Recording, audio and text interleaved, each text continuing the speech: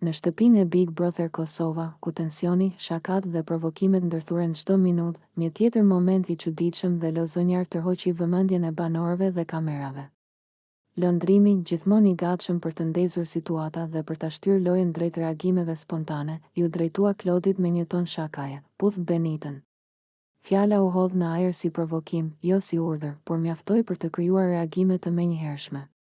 Klodi, duke mos dashur ta marrë seriozisht situatën dhe duke e kthyer gjithçka në humor, ju përgjigj me ironi dhe fjalë provokuese, duke e çuar bisedën drejt shakave të tepruara, pa synim real për ta bërë situatën të vërtetë.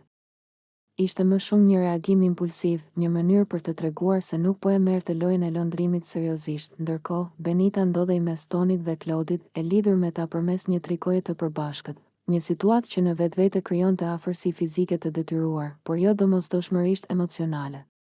Ajo qeshte, por edhe mundohej ta mbante situatën nën kontroll, duke e ditur se çdo gjest I vogël në atë shtëpi merr kuptim të madh jashtë saj. Toni, I cili ishte pjesë e kësaj trikoje të përbashkët, e shikonte gjithë skenën me buzëqeshje dhe qetësi, pa u përfshirë drejt për drejt në provokime.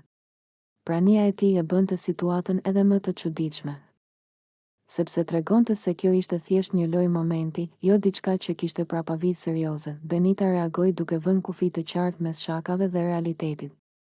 Ajo e bëri të ditur, qoftë me fjalë apo me gjeste, se nuk ishte aty për të bërë pjesë e provokimeve të kota, por as nuk e prishi atmosferën. Ishte një balans mes humorit dhe dinitetit, diçka që shpesh është e vështirë për të ruajtur në atë ambient. Kjo skenë tregoi edhe një herë se Big Brother Kosova është një përzierje e çuditshme mes lojës, provokimit dhe bashkëjetesës. Shakat shtyhen deri në një pikë, reagimet janë spontane, por gjithmonë mbetet nevoja për kufi. Jo çdo fjalë ka peshë reale. Dhe jo çdo provokim.